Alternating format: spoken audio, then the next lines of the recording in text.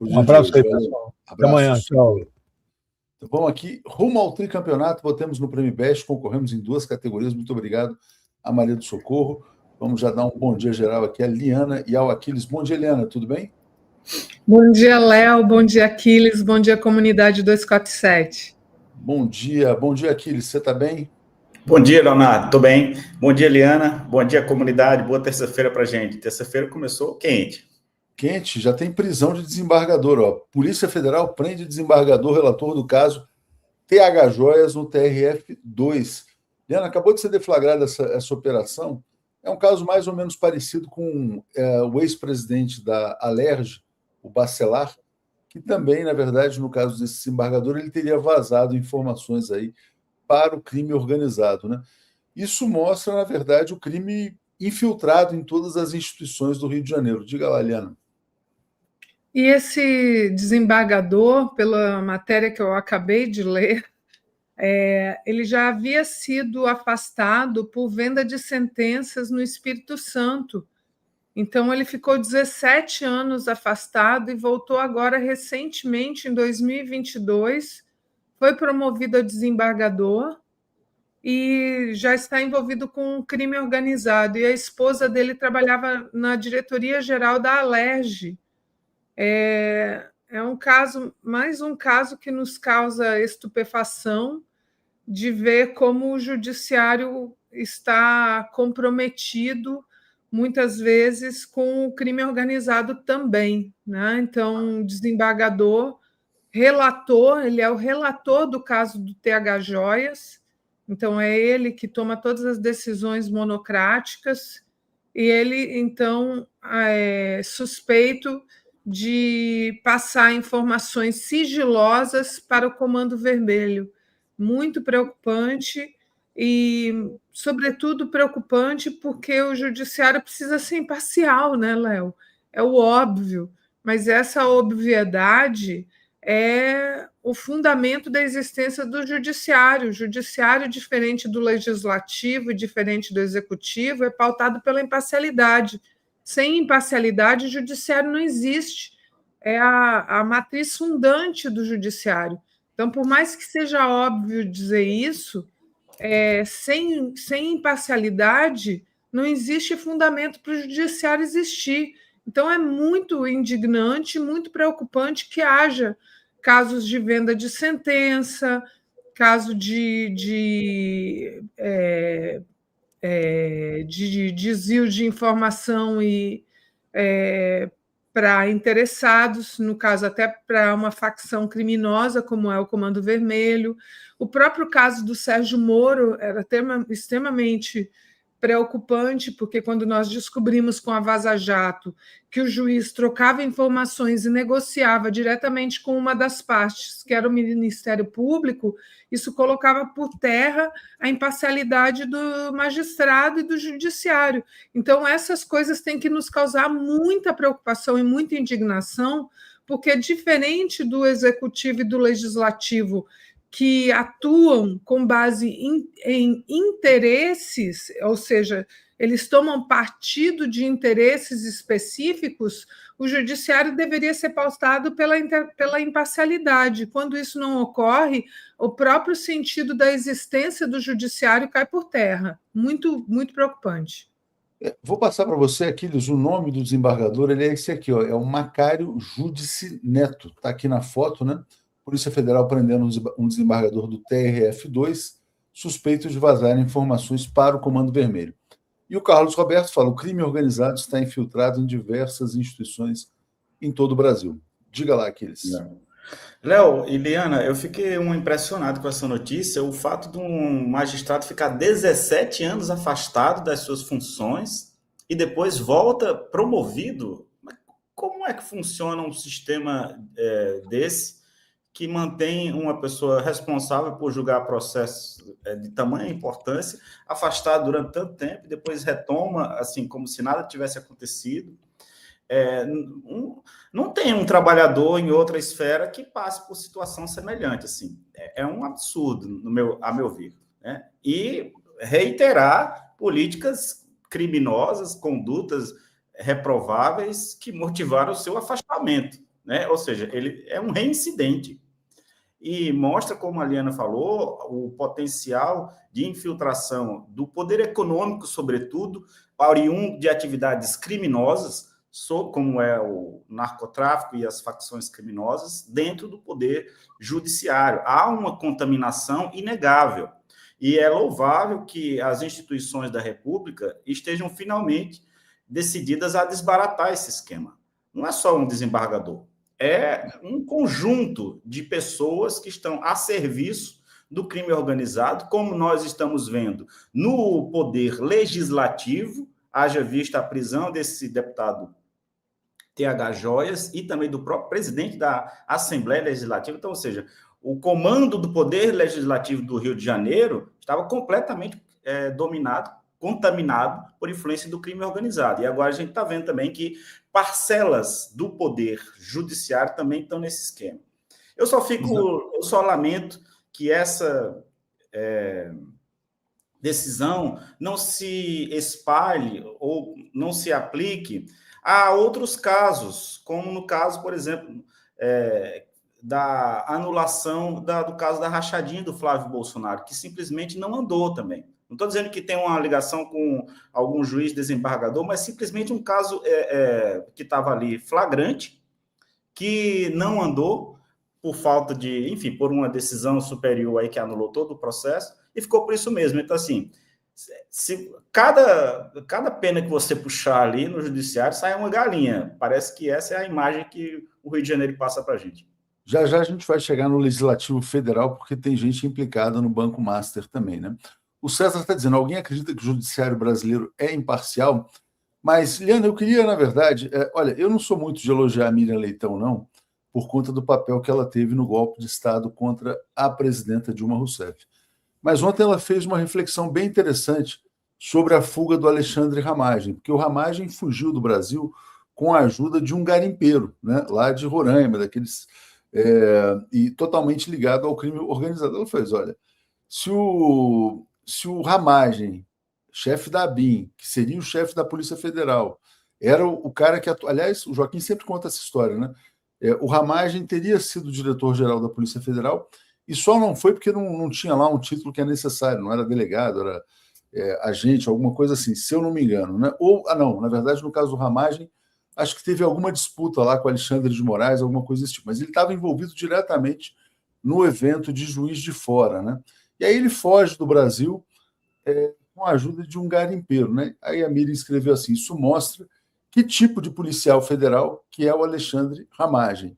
Dito isso, eu queria entrar num assunto que gerou muita repercussão no dia de ontem, que é a mulher do Ramagem argumentando que foi vítima de uma violência. Por quê? Porque ela teve as contas bancárias bloqueadas e acusou o Alexandre de Moraes de um ato abusivo. Ela também é formada em Direito, se eu não me engano, ela é procuradora lá do estado de Roraima, né? E assim, olha, ela fez até uma argumentação do ponto de vista jurídico relativamente consistente. Não sei se você quer que eu passe, se eu posso passar o vídeo dela aqui antes, ou se você quer comentar esse caso. Vamos ouvir aqui, então, porque eu acho que é bem interessante para depois você fazer um comentário a respeito disso aqui. Porque isso aqui vai ser usado pelo bolsonarismo também nessa campanha contra o Alexandre de Moraes, né? Então, para aqui, que está aqui o vídeo da Rebeca Ramagem, e aí a gente passa para você aqui na sequência. Peraí. Vamos lá, aqui rapidinho. Estou chegando lá. Um pouco mais lento hoje, mas vamos lá. Então, vamos aqui... peraí, botar o som. Minha família. Vamos começar. Eu sou Rebeca Ramagem. Realmente tentei evitar voltar aqui para falar, depois de tanta injustiça e tanto constrangimento que minha família tem enfrentado, encontrar forças para me expressar não é simples. Eu sou servidora pública desde os 23 anos de idade, exerci o cargo de delegada de Polícia Civil em Roraima por 12 anos. Depois passei em outros concursos, sempre com muito estudo. Hoje eu sou procuradora do Estado. Tenho minha independência em razão de muito esforço e trabalho. Quando eu conheci o Alexandre, eu já era delegada de polícia. Agora eu fui surpreendida com o bloqueio de todas as minhas contas bancárias. Não há palavras para descrever tamanho absurdo. mas um ato não só injusto, desumano, ilegal e inconstitucional. O bloqueio foi, ao que tudo indica, determinado pelo ministro Alexandre de Moraes. Digo ao que tudo indica porque não há notícia de decisão formal, não há acesso a autos, não há processo instaurado contra mim, não há qualquer acusação. Existe apenas uma ordem dirigida às instituições financeiras para bloquear as minhas contas, à margem de qualquer devido processo legal. Vivemos, assim, um cenário de exceção, em que direitos fundamentais deixam de existir. Não sou investigada, não sou acusada, não sou ré em processo algum. A única razão aparente para tal medida é o fato de estar nos Estados Unidos com a minha família. Eu sou casada com regime de separação total de bens. Tenho minha absoluta independência financeira. Todos os meus recursos conseguidos ao longo de uma vida representam trabalho, esforço e o compromisso que sempre tive com o serviço público. Tudo está sendo retirado de mim. É com esse dinheiro que eu garanto o básico para as minhas filhas. Bloqueio de contas e bloqueio de salário configuram clara violação ao artigo 5º, inciso 45 da Constituição, que consagra a intranscendência da pena. Nenhuma sanção penal pode ultrapassar a pessoa do réu. Utilizar medidas patrimoniais contra a pessoa não acusada como instrumento de coerção estatal é mais uma medida violadora de direitos humanos. É equivalente a impor pena indireta, ilícito completo, sem razão jurídica, claro abuso de autoridade. A execução penal não autoriza atalhos de perseguição nem punições por arrasto familiar. O Estado de Direito não admite responsabilidade por vínculo afetivo. Se está entendendo por um auxílio de cônjuge, o artigo 348, parágrafo 2º do Código Penal afasta a sanção penal, justamente por reconhecer que a solidariedade familiar não pode ser criminalizada, é uma escusa absolutória. Cautelares têm que se limitar a bens do condenado ou ao patrimônio comum, jamais ao salário do cônjuge, verba de natureza alimentar, constitucionalmente protegida. Estou vivendo as consequências de algo que não tem a menor relação, por uma decisão que não me alcança e que jamais poderia me atingir. Tudo que eu sempre busquei e conquistei é simples e essencial. O direito de viver do meu trabalho, de sustentar as minhas filhas e de preservar a minha dignidade. E é isso que eu sigo defendendo com a mesma coragem, determinação e integridade que sempre guiaram a minha vida. Bom, Liana, inegavelmente ela demonstrou conhecimento jurídico ali ao falar sobre isso. Agora, eu não sei se ela está sendo investigada por outras coisas. Né? Exatamente. Então, ela tem formação. Como é que você vê essa questão do bloqueio dos bens do cônjuge do Alexandre Ramagem, que é um condenado, efetivamente, como ela falou, né? Os argumentos dela são muito bons. Ela defendeu com muita competência a ilegalidade da decisão. É difícil, Léo, comentar porque eu não li a decisão e ela mesma disse que a decisão ela está indisponível. Ela mesma não conhece a decisão. Eu não sei qual seria o fundamento para determinar o bloqueio das verbas alimentícias dela, né? Eu fiquei imaginando que ela talvez esteja sendo investigada por ajudar a contribuir na fuga do Alexandre Ramagem de alguma maneira. Pode ser, mas é difícil a gente comentar se a gente não tem acesso à decisão, né?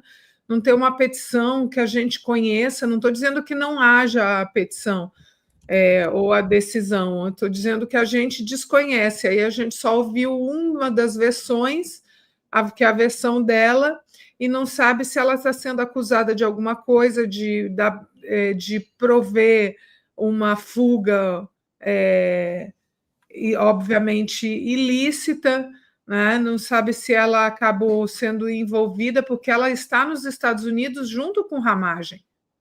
Então, ele teve as contas bloqueadas e ele está sendo sustentado por ela. Então, possivelmente ela esteja respondendo por viabilizar a fuga, né, por tornar viável a fuga do Alexandre Ramagem, porque sem condições econômicas ele não consegue viver nos Estados Unidos. Quem está sustentando ele? Possivelmente ela. Então, talvez essa seja a relação. Teria que ler a decisão, Léo. Exatamente. Aquiles, como é que você está vendo esse episódio, né? Porque isso, na verdade, é usado pela extrema-direita para reforçar o argumento de que o Brasil viveria um estado de exceção. Bom, em que pese ali a defesa da procuradora, né, que utilizou muitos argumentos jurídicos ali para colocar a ilegalidade nesse bloqueio, eu vejo uma decisão semelhante que foi tomada com a esposa do deputado Eduardo Bolsonaro. Não sei se vocês se lembram, acho que foi em julho, que a Polícia Federal também pediu o bloqueio das contas da esposa do Eduardo Bananinha por suspeitar que ele estava utilizando as contas da esposa para movimentar dinheiro em atuações delituosas. A meu ver, tem uma semelhança com o caso do Ramagem, porque se ele fugiu da forma como fugiu, como a gente viu, e se mantém nos Estados Unidos sem recursos, por mais que, no meu entendimento, ela tenha a sua independência, ela está colaborando, sendo cúmplice com um crime de fuga de um fugitivo. E está mantendo ele. É outra coisa dela se dizer. Isso é mais grave do que ela apenas dizer que precisa do sustento para as filhas e tudo, que é legítimo também. Agora, é legítimo você sustentar com recursos ditos próprios uma pessoa que é condenada com processo transitado em julgado e que está foragida do país? É legal isso? Essa é a discussão, porque se você for ouvir só a argumentação dela, realmente você vai absolvê-la. Mas e aí? Ajudar, fornecer recursos materiais para ir para a Guiana, depois para pegar um avião, para entrar nos Estados Unidos, manter uma residência e despesas de alimentação todo esse tempo lá em dólar, para alguém nessas condições jurídicas, também é legal? Está dentro da lei? E dentro da ética, dentro da moral, já que ela, né, se arvora ali como delegada, como procuradora, então tudo isso e configura auxílio criminoso, né, Aquiles? Configura auxílio criminoso. É isso. Interessante, exatamente. Luiz Fernando dizendo, ela tem que ser presa por facilitar e auxiliar a fuga de um condenado. Bloqueio é o mínimo, né? Bom, aí vamos falar então do caso Master, que tem novidades também.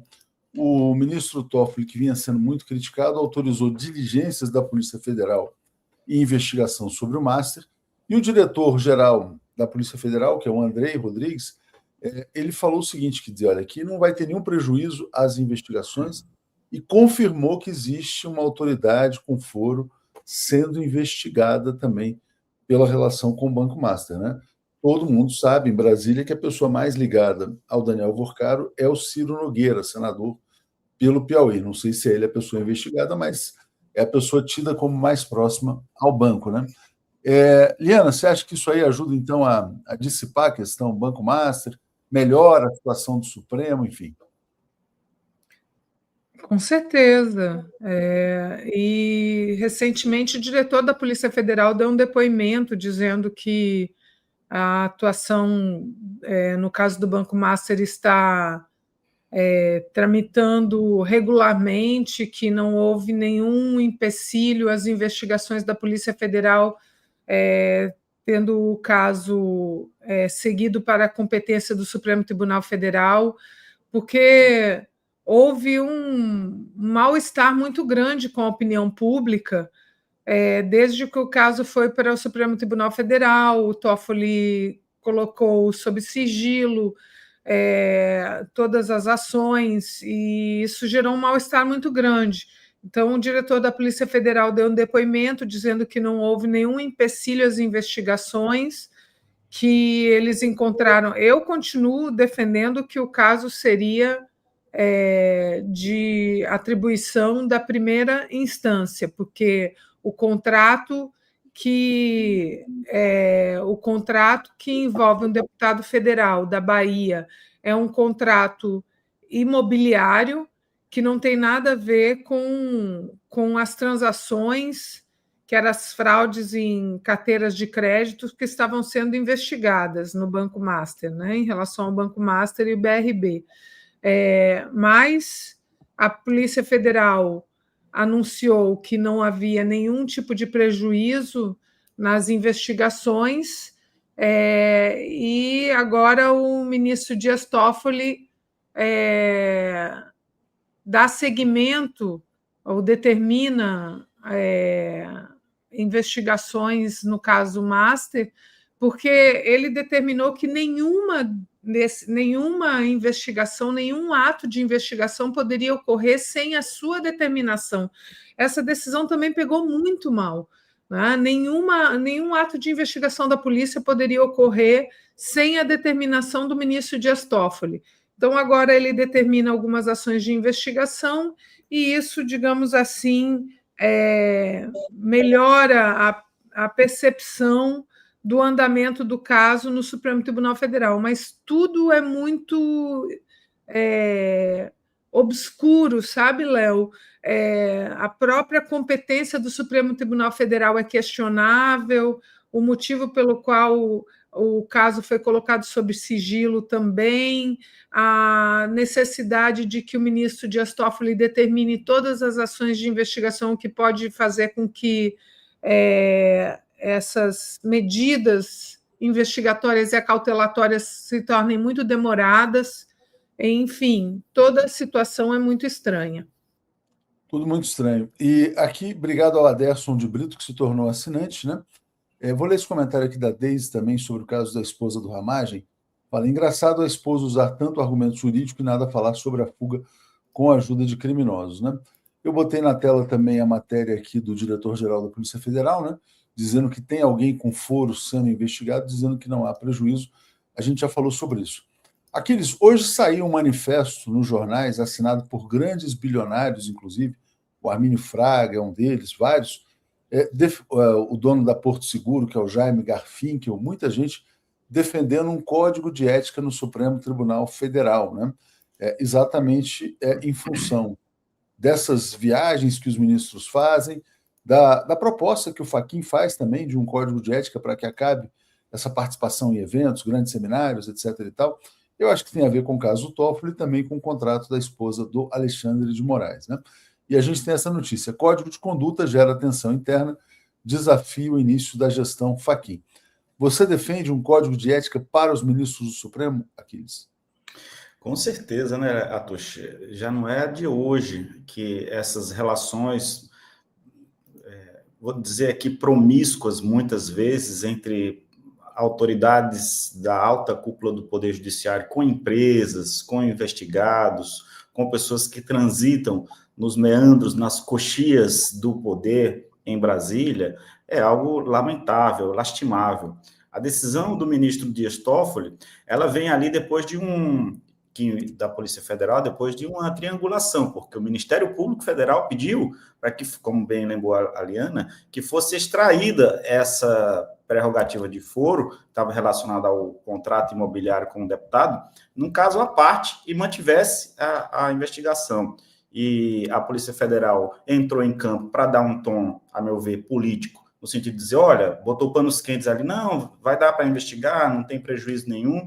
E aí, agora, o ministro Dias Toffoli faz uma verdadeira dosimetria das investigações.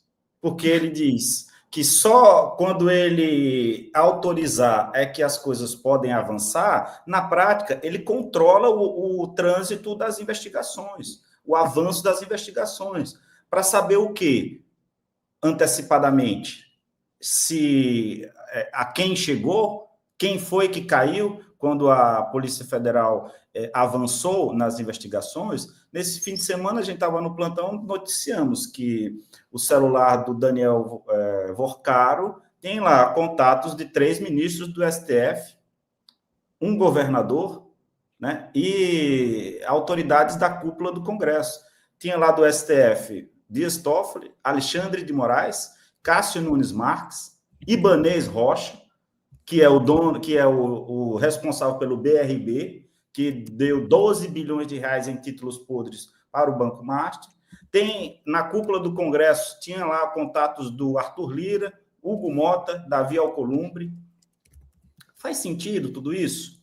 Né? Não faz. E para os ministros do Supremo Tribunal Federal, pega muitíssimo mal nessa quadra histórica que nós estamos vivendo, em que praticamente é a corte que está segurando a democracia no chifre, você vê ministros implicados dessa magnitude, como esse contrato da esposa do ministro Alexandre de Moraes com o Banco Master. Para dizer o mínimo, é irrazoável as cifras contratadas ali naquele instrumento para pagar serviços prestados ali. 3,6 milhões de reais por mês, para fazer o que exatamente? Sabe? E outra, o fato de ser esposa de um ministro do Supremo Tribunal Federal abriu portas para o Banco Master em algum local, em alguma transação, em alguma questão jurídica do banco? Isso fez o banco lucrar? Quanto? Então, assim, para ontem um código de conduta para ministros do Supremo, e eu entendo que esteja gerando muita resistência, porque ali muita gente faz negócios para além do saber e do julgamento jurídico. Se o Supremo é o garantidor da democracia, como você falou, não pode estar acima do bem e do mal, né? Então, Liana, como é que você vê esse tema do Código de Ética do Supremo? Necessário, porque os artigos do Código de Processo Civil que estabelecem os impedimentos e as suspeições dos magistrados não dão conta de situações como essa que a gente viu, em que Toffoli viaja num jato particular com um advogado do caso Master. Porque, pelo Código de Processo Civil, é proibido que o magistrado ganhe presentes. Não é que é proibido, é que se o magistrado ganha presentes da parte ou de alguém vinculado à parte, ele se torna suspeito para julgar. Então, por analogia, nós poderíamos dizer que Toffoli se tornou suspeito para julgar no momento em que ele viaja num jato particular com a presença do advogado do caso Master. Mas isso não é explícito, não está expresso. Então, situações como essas, ganhar presentes, ter cônjuge com contratos milionários, né? Aliás, não precisa ser milionário, qualquer contrato de advocacia com um cônjuge já afastaria a imparcialidade daquele ministro para julgar, né? Mas aí pode haver um tipo de favorecimento cruzado. A gente não sabe se existe um favorecimento cruzado. É muito complicado que cônjuges de magistrados, filhos de ministros, tenham escritórios de advocacia em que eles podem fazer lobby explícito. Então, os escritórios de advocacia dos cônjuges e dos filhos viram escritórios lobistas. Isso, inclusive, na verdade, distorce muito a advocacia, porque a advocacia vira um jogo de xadrez, né? Quer dizer, muitas vezes um escritório contrata um filho de um ministro para que o ministro fique impedido de votar no caso. Isso acontece muito, né, nos contenciosos. Acontece demais. Mas e se houver um favorecimento cruzado? Também. Então, a gente tem que realmente pensar o que seria um código de ética para a magistratura. Para a magistratura já existe, mas especificamente para o Supremo Tribunal Federal, tendo em vista... Aliás, essa situação que você citou, Léo, é muito comum nos TRFs e nos TJs, você contratar um escritório de advocacia de algum familiar de um desembargador porque você não o quer como juiz do caso, né? Isso é extremamente comum. E é preciso que haja também um código de ética para estabelecer o lobismo que existe nesses escritórios de advocacia. Então, é um grande negócio indireto você ser desembargador ou ministro e os seus familiares têm um escritório de advocacia. Acaba virando um lobby indireto. Exatamente, né? Quer dizer, não é uma questão sanguínea, né? Quer dizer, por que os filhos de ministros são tão competentes, né? Quer dizer, tem uma questão relacionada com o próprio cargo, né? Bom, Aquiles, você falou no tema da dosimetria. O SBT publicou ontem a entrevista que o presidente Lula comentou, e que eu comentei aqui algumas vezes, né? Que eu assisti essa entrevista acontecendo ao vivo, eles não tinham publicado ainda. Então, o Lula disse isso, quer dizer, que a decisão que ele vai tomar sobre o PL da dosimetria vai acontecer com foco no Brasil no momento adequado. Mas também pode ser que esse PL da dosimetria tenha subido no telhado, né? Porque depois das manifestações ficou mais complicado passar pelo Senado também. Então, talvez o Lula nem precise vetar, porque pode ser que nem passe no Senado. Diga lá, Aquiles. Foi o que eu afirmei ontem no Bom Dia, porque essa matéria, dada a sua condição tão desarrazoada, esdrúxula até, né, e que beneficia líderes de crime em várias áreas, ou seja, beneficia não apenas os golpistas, mas criminosos de naturezas distintas e penas distintas e periculosidades distintas. Tudo isso, e reforçado com as manifestações desse último fim de semana, enterraram o ambiente político para você tratar um caso como esse de dosimetria. O próprio presidente da Comissão de Constituição e Justiça do Senado, o senador Otto Alencar, né? Ele disse que do jeito que está, não vai passar. Então, veja, do ponto de vista prático, se não vai passar, mesmo que seja aprovada no Senado, será aprovada com alterações. E aí vai voltar para a Câmara. E a Câmara terá que aprovar em tempo recorde uma matéria negativíssima do ponto de vista eleitoral. E aí, ainda assim, é que se, quando voltar e votar para a Câmara novamente, as alterações feitas pelo Senado, ele aprovar e ir para a sanção. Isso não vai para 2025 mais. Se esse caso acontecer, qualquer coisa, vai ser para 2026. E se acontecer, que eu acho que o ambiente político, a força política desse projeto, depois das manifestações de fim de semana, é zero, vai para a lata do lixo. O próprio Alessandro Vieira está dizendo aí que o relatório dele é para arquivar, não é para salvar. Então, Atushi, esse é mais um resultado, no meu entendimento, da força das manifestações de rua, da força da população brasileira mobilizada politicamente, interferindo na agenda legislativa, o que é muito bom para a nossa democracia. Cada vez que a população estiver acompanhando de perto essas maracutaias do Congresso Nacional e impondo a sua opinião frente a esses golpes perpetrados na calada da noite, a nossa democracia sai fortalecida. Liana, você acha então que as manifestações derrubaram a anistia travestida de dosimetria?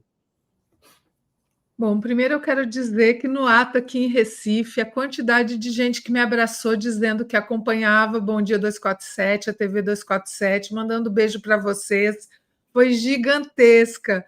Foi muito abraço que eu recebi dizendo: mande um beijo para Aquiles, mande um beijo para o Léo. Você vai mandar meu beijo? As pessoas queriam muito que eu desse o recado. Legal.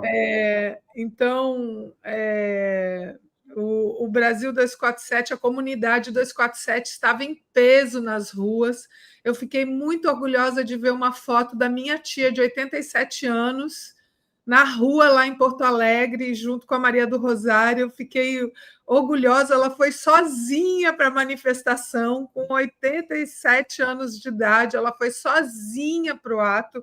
Então, deixa eu dar um beijo aqui para minha tia Ivanete. Tia, você me orgulha muito, parabéns, parabéns a todo mundo que foi ao ato, mas eu não sou tão otimista quanto Aquiles, não, por causa das manifestações do Otto Alencar e porque eu acho que a gente mirou pouco no Davi Alcolumbre. A gente mirou muito no Hugo Mota e pouco no Davi Alcolumbre. Então, acho que o Davi Alcolumbre não sentiu tanto quanto o Hugo Mota sentiu. Só que, em relação ao Hugo Mota, o leite já foi derramado, né? Embora o Aquiles tenha razão ao dizer que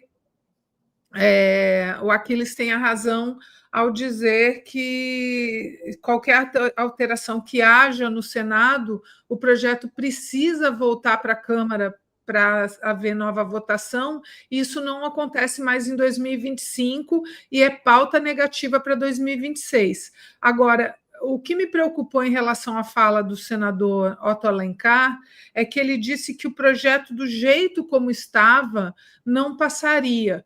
Mas por que não passaria? Não passaria porque eles querem alterar a lei de execuções penais em crimes que atingem, em uma tipificação que atinge outros crimes além do 8 de janeiro. E o Otto Alencar quer restringir a abrangência do PL da dosimetria para os crimes do 8 de janeiro. Então, essa afirmação do senador Otto Alencar me deixou preocupada.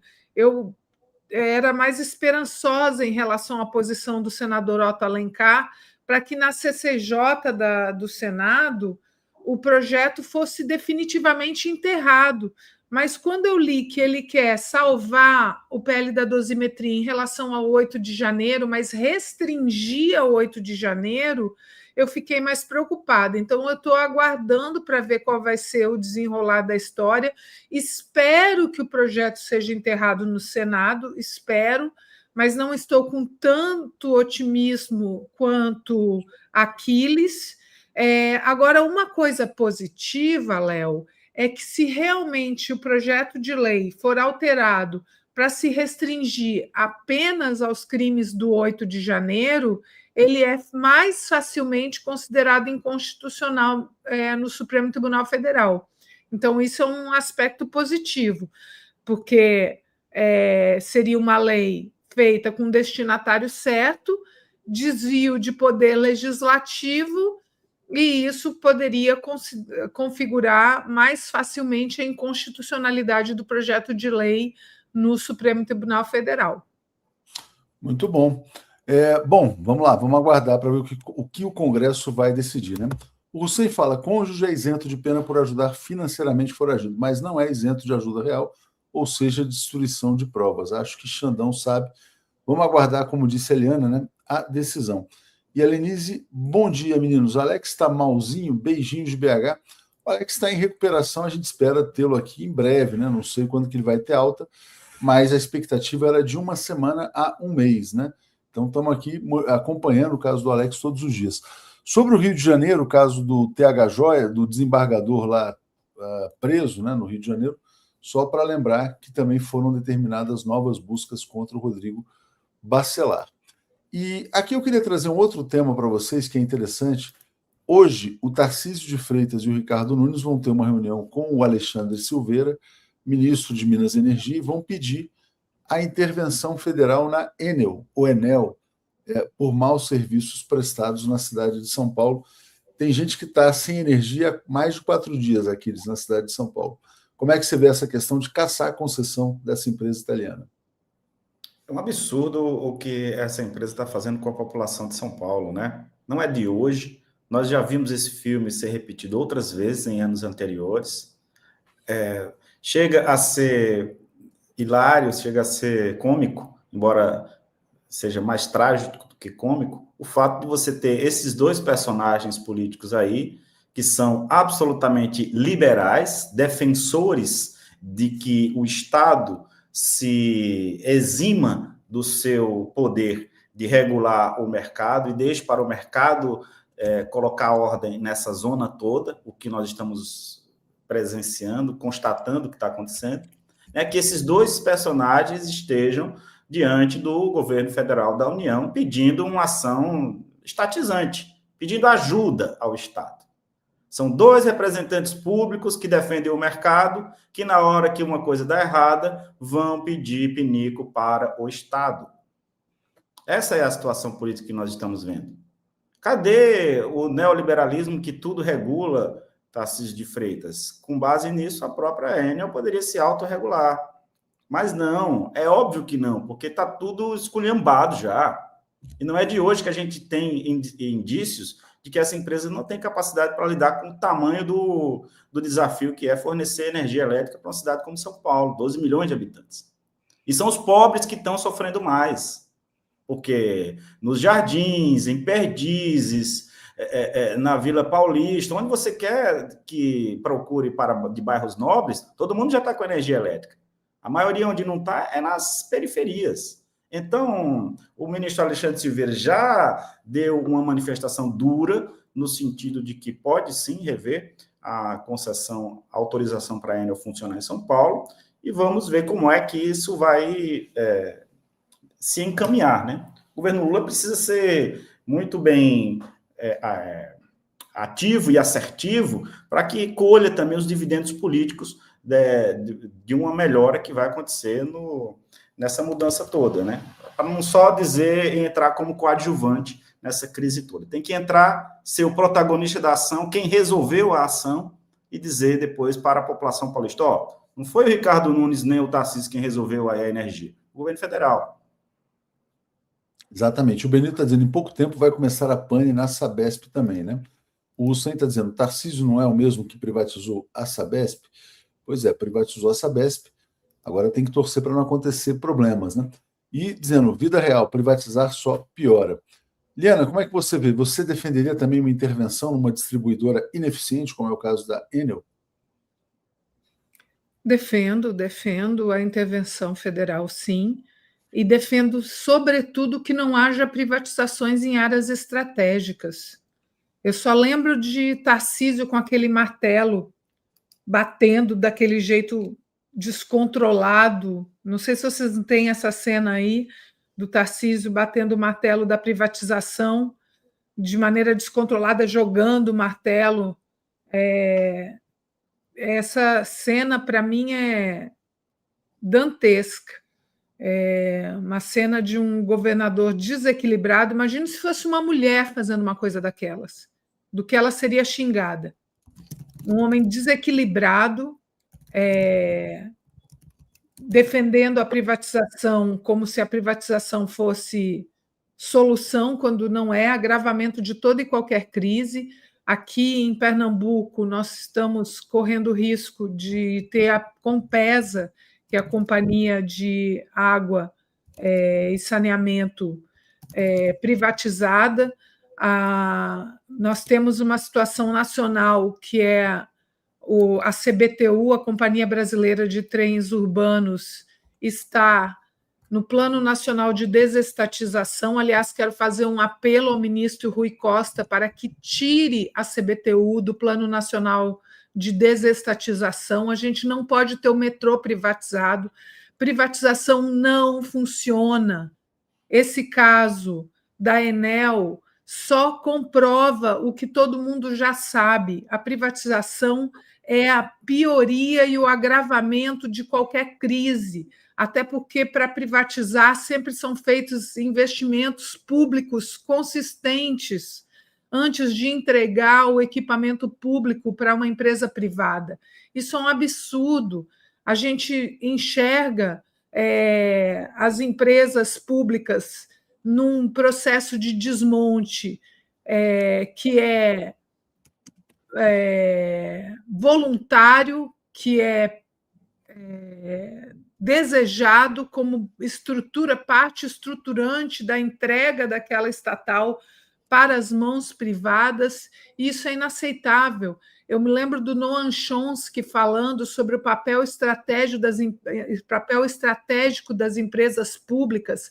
As empresas públicas não são feitas para gerar lucro, as empresas públicas são feitas para garantir serviços essenciais a preços acessíveis ou mesmo gratuitos. As empresas públicas são feitas para gerar emprego em época de crise. A empresa pública é feita para gerar desenvolvimento estratégico na região. Então, o papel das empresas públicas é muito mais importante do que gerar lucro. Não é gerar lucro, é gerar emprego e renda, desenvolvimento econômico para a região e serviços essenciais a baixo custo ou custo zero. Inclusive, no caso da CBTU, dos trens urbanos, do metrô de Porto Alegre, do metrô do Recife, nós defendemos a tarifa zero, que é um compromisso do PT. Então, ministro Rui Costa, não podemos ter a CBTU no Plano Nacional de Desestatização, não podemos ter a privatização do metrô. o metrô de Porto Alegre, o metrô de Recife precisa continuar público e precisa de investimentos urgentes.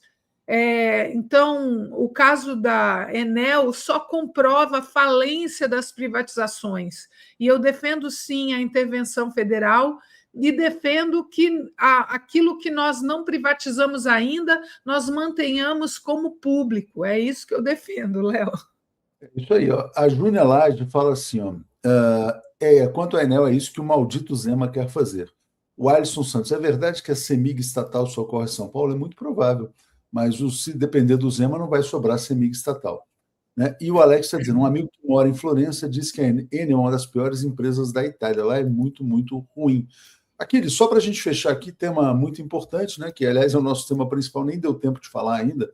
O Lula destacou ontem, na inauguração da sede da Apex, a abertura de mais de 500 mercados para a exportação brasileira. Né? E tem a ver um pouco com isso que a Eliana vinha dizendo, que é a ideologia neoliberal. Né? Os neoliberais diziam, aliás, o que dizem os neoliberais? O Brasil não precisaria de uma Apex, que os empresários é que têm que pagar para abrir mercados, para fazer suas viagens. Só que os empresários, sem o Estado, eles não são nada.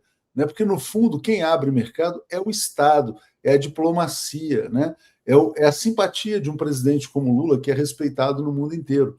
Então, o Lula, inclusive, estava anunciando, na verdade, a criação de mais postos de adidos do Ministério da Agricultura, de outros ministérios, enfim, para promover exportações brasileiras. E para quem acha que a Apex custa muito, né, só esses 500 mercados a mais geraram 3,4 bi a mais de dólar só nesse ano em exportações. Né? Então é uma grande vitória do Lula, do Jorge Viana também, e eu passo para você arrematar, então. Excelente notícia, Atucho, do governo Lula, abertura de mais de 500 novos mercados internacionais para produtos brasileiros, tudo isso envolto num contexto de incertezas econômicas, de tarifaço, de tentativa de restringir a atuação do governo, principalmente do Brasil, principalmente junto aos Estados Unidos. O governo Lula, o governo federal, age dessa maneira. Né? Esse processo todo conta com uma atuação do governo conjunta, né? Além da Apex, do Ministério da Agricultura, do MAPA, do Ministério das Relações Exteriores e também do MDIC, o Ministério da Indústria e Comércio. Né? São esses 500 novos mercados, Atucho, eles estão concentrados em 80 países, que podem habilitar diferentes tipos de negócios brasileiros para você comprar. Segundo a matéria que eu vi na agência Gov, o potencial de exportação desses novos mercados é estimado em 37 bilhões e meio de dólares por ano, segundo o Ministério da Agricultura. Entre os produtos mais beneficiados por essa abertura de novos mercados estão carnes, algodão, frutas, pescados, produtos manufaturados. Então, assim, é uma iniciativa importantíssima do presidente Lula, sem dúvidas, é uma ajuda fundamental para o agronegócio exportador. Isso precisa ser divulgado muito pelo governo brasileiro, porque o agronegócio abriu novos mercados que não existiam para ele quando tinha o governo Bolsonaro, que ele apoiou com tanta veemência. Com o governo Lula, 500 novas possibilidades de trocas comerciais capitalistas foram abertas. E isso é necessário destacar com muita firmeza. E esse potencial do presidente Lula de caixeiro viajante que ele tem, de vender o Brasil naquilo que o Brasil tem de melhor lá fora, também é um atributo pessoal do Lula, né? Ele chega nos cantos, aí dá a bananinha para os pessoal, dá paçoca, dá coisas brasileiras. O presidente Lula tem essa vocação de, vamos dizer assim, saber vender aquilo que é do Brasil, né, Léo? E também